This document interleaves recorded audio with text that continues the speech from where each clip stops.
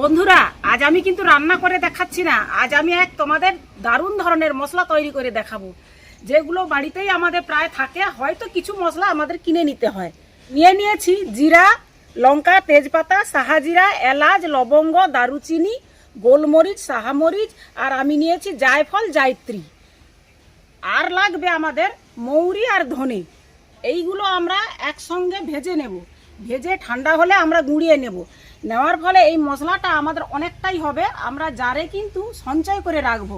যার যেমন বাড়িতে যতটা পরিমাণ তরকারি, সেই মতো আমাদের মশলাটা দিয়ে দিতে হবে। অন্যান্য মশলা দিয়ে রান্না করলে যতটা না গুণাগুণ হয়, এই মশলাটা দিলে কিন্তু তার টেস্ট ডবল হয়ে যায়। তো চলো আমি এই মশলাটা এবার বানিয়ে দেখাচ্ছি।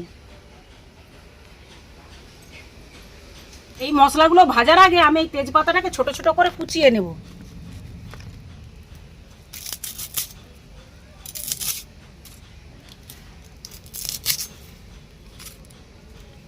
আর দারুচিনিগুলোকে আমি টুকরো টুকরো করে ভেঙে নেব। ভেঙে নিলে কি হয়, এগুলো ভাজতে সুবিধা হয়।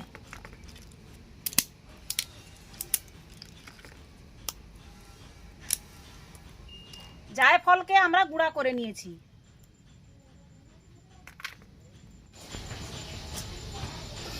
কড়া আমার গরম হয়ে গেছে। আমি প্রথমে লঙ্কাগুলোকে ভেজে নেব।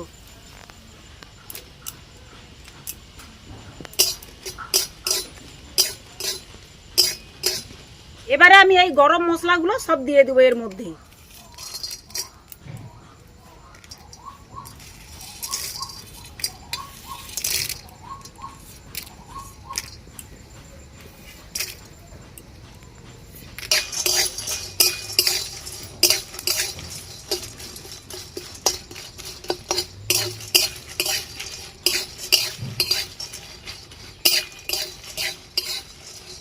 এবারে দিয়ে দেবো গোলমরিচ আর সাহামরিচ।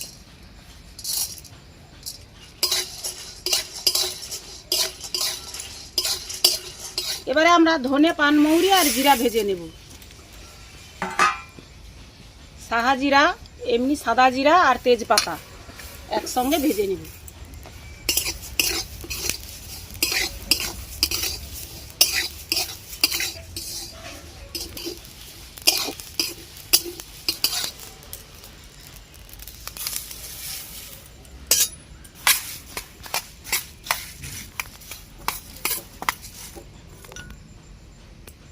এই মশলাগুলোকে 5 মিনিটের জন্য ঠান্ডা করে নেব। তারপরে আমরা শিলনোড়ায় গুঁড়া করে নেব।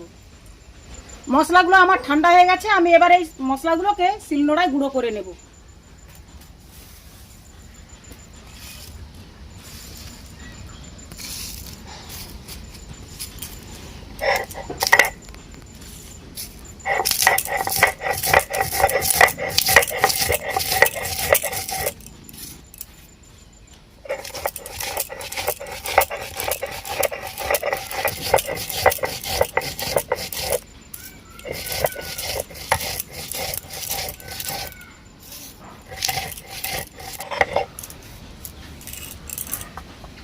মশলাগুলো আমাদের গুঁড়ানো হয়ে গেছে। এই মশলা অন্তত 6 মাস এরকম যদি গুঁড়া করে স্টকে রাখা যায়, থাকবে। দোকান থেকে তো আমরা শাহি মশলা কিনি, কিন্তু শাহি মশলা দোকানের কেনার থেকে আমার বাড়িতে বানানোটা কত সুবিধা হলো। দোকানে কিনতে গেলে আমরা কি দেখতে পাই কি প্যাকেটে কীভাবে কি মশলা করে দিচ্ছে না দিচ্ছে। তো আমরা যদি একটা একটা করে কিনে এসে আমরা যদি বাড়িতে বানাই, তাহলে কত সুবিধা হয়। একদম খাঁটি মশলাটা পেয়ে যাচ্ছি।